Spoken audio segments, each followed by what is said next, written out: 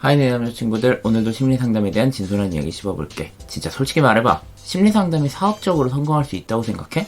난 불가능하다고 생각해. 정말 여러가지 이유가 있지만 오늘은 이 근본적인 의문에 나름의 답을 내볼게. 왜 심리상담사는 많아지는데 내담자 수는 늘어나지 않을까? 예전에는 심리상담이다, 심리상담사다 이거 꽤 생소했지만 요즘은 아니라고. 심리상담소도 늘어나고 학교마다 위클래스에 경찰, 소방, 군대 등 각종 관공서에서도 상담 인력을 배치하고 있어. 트라우마라는 개념이 대중에게 익숙해지며 각종 사건, 사고 피해자에 대해 신체적, 물질적 케어뿐만 아니라 정신적 케어도 중요하게 여기고 있지. 이런 걸로 볼 때 과거에 비해 심리상담에 대한 관심도가 매우 늘었어. 일반적인 사업으로 볼 때 이건 호재야. 많은 사람들이 필요성을 느낀다. 대중이 관심을 갖는다. 상담을 이용하는 내담자가 많아진다. 이거 성공하는 사업의 실크로드잖아.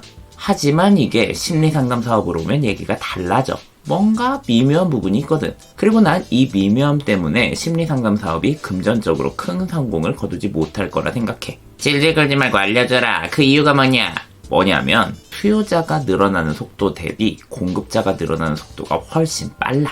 당연히 산업이 발전하면 거기에 종사하는 사람이 늘어나는 거 아니냐. 난 또 뭐라고 대단한 얘기 할 줄 알았더니 뻔한 소리 하는구나. 아니야, 뻔한 소리 아니니까 좀 더 들어봐. 여기는 특이해. 왜냐면 소비자가 공급자로 변하기 엄청 쉬운 구조거든. 상담을 오랜 기간 받을 사람은 내담자가 아니라 차라리 상담사가 되는 게 훨씬 유리하다는 소리야. 예를 들어보자. 대학생 A씨는 관계 문제로 인한 우울감이 심해져 상담센터에 문을 두드렸어. 대학에서 5번의 무료 상담을 제공하므로 우울 문제가 충분히 해결될 거라 여겼지. 근데 상담에서 자신의 우울을 다루게 되자 놀라운 일이 일어났어. 처음에는 지금의 관계 문제만 다룰 거라 생각했는데 상담하다 보니 성장 과정에서 다양한 상처를 겪으며 지금의 내가 있음을 알게 되었거든. 관계 문제는 그 상처의 기억에서 자유롭지 못해서 생긴 현재의 현상일 뿐이었어. 우울감에 짓눌리지 않기 위해선 나의 더욱 깊은 면을 들여다봐야 함을 알게 되었고 고작 5번의 무료 상담으로는 턱없이 부족함을 느꼈지. 고민하던 A씨는 큰 결심을 했어. 미래를 위해 열심히 모으던 알바비를 자신에게 투자하기로. 믿을만한 상담센터를 찾아내 연락을 했고 매주 1회씩 상담을 받았어. 솔직히 매주 10만원씩 내는 게 부담스러웠지만 그 이상의 의미가 있었기 때문에 만족스러웠어. 하지만 그건 엄연히 자기 기준이지 세상의 기준은 아니었어. 친구에게 얘기하면 야, 무슨 돈을 그렇게 많이 내면서 상담을 받아. 내가 상담해줄 테니까 차라리 그 돈 놔줘 라고 하고, 가족에게 얘기했더니 온갖 걱정을 하며 아휴, 좀 나아졌니? 거기 병원인가 센터인가 하는 거 거기 바꿔야 하는 거 아니야? 라며 증상이 얼른 나아졌는지를 물어봤어. 아니, 마음이라는 게 그렇게 칼로 무썰듯이 되는 게 아니라니까? 난 마음 공부를 하고 있는 거야. 내 속도에 맞춰서. 열심히 설명했지만 이들은 이해하지 못하지. 어디 유사 사이비 종교에 이용당하고 있는 거 아니냐는 걱정 어린 의심을 받았을 때 A씨는 설명을 포기했어.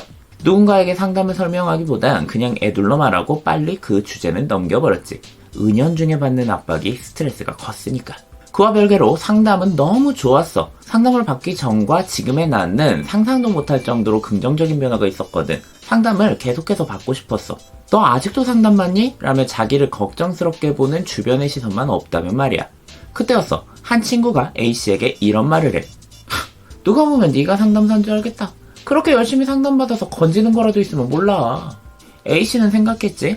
아, 그래. 내가 상담사가 되면 되겠다. 가족들에게도 직업 갖기 위한 투자라고 설명할 수 있고 내가 좋아하는 상담 계속하면서 내가 상담받으며 받았던 이 감동을 나도 다른 내담자들한테 전해줄 수도 있고.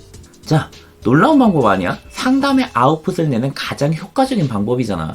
내담자일 때는 돈 낭비로 봤던 주변 사람들도 저 직업 가지려면 상담도 받아야 하는구나 하며 납득시킬 수 있어. 특히 부모님에게 경제적 지원을 받아야 하는 청소년, 매주 상담비 내기가 어려운 청년들에게 장기 상담을 받을 수 있는 방법은 2가지밖에 없어. 심각한 마음의 문제가 계속되거나 이 길이 진로와 연결되거나.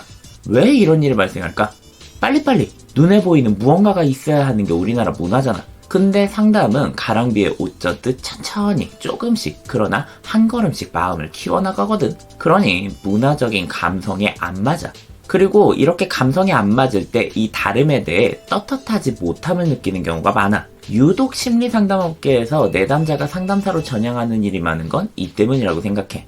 왜 심리상담사는 많아지는데 내담자 수는 늘어나지 않을까? 내담자는 확실히 늘었어. 그런데 늘어난 내담자 중 다수가 상담을 계속하기 위해 상담사가 되는 선택을 해. 그러니 결과적으로 보면 내담자가 늘어나는 비율보다 상담사 늘어나는 비율이 더 큰 거야. 다른 일 하다가 인생 2막으로 심리상담사를 선택하는 중년 수련생이 많은 이유도 다르지 않아. 우리나라에서 중년은 단순 취미가 아니라 부업을 키울 때 비난받지 않으니까.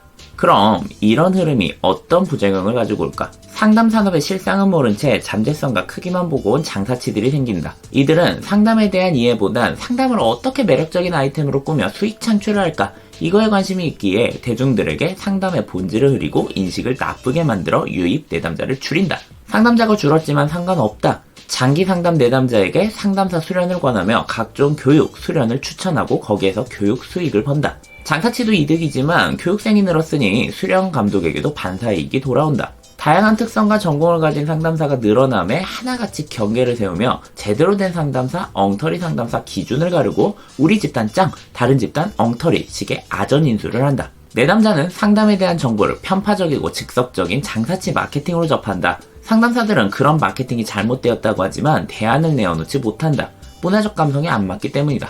내담자에게 잘못된 정보를 전하는 그들의 잘못을 지적하고 끌어내리려 하지만 그 과정에서 오히려 폐쇄적으로 우리만 정통이야! 목소리 높이며 집안 싸움이 난다. 그 모습을 보고 어느 정도 균형 잡힌 시선으로 심리상담을 알아보던 내담자들마저 실망하고 관심을 거둔다.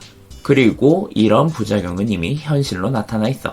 이쪽 업계에 있는 사람이면 알잖아. 이런 현상 낯설지 않잖아.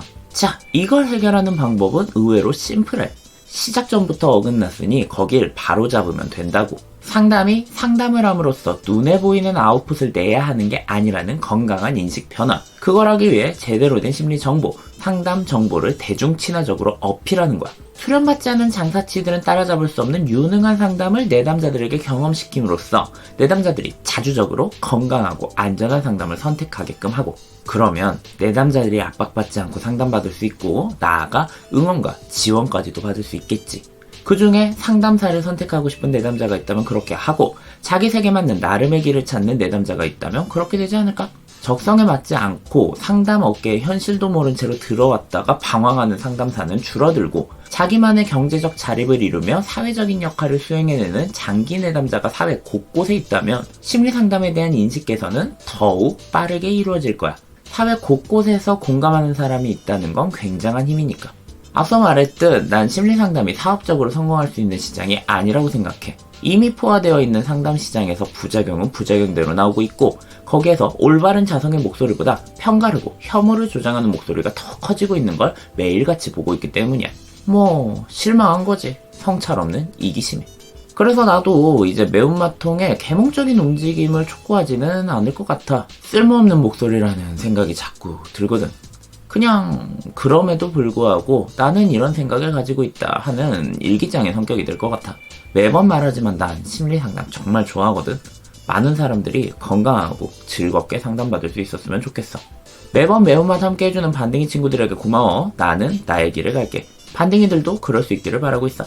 오늘은 여기까지. 너희들의 레토르트의 건배. 반짝반짝은 무슨?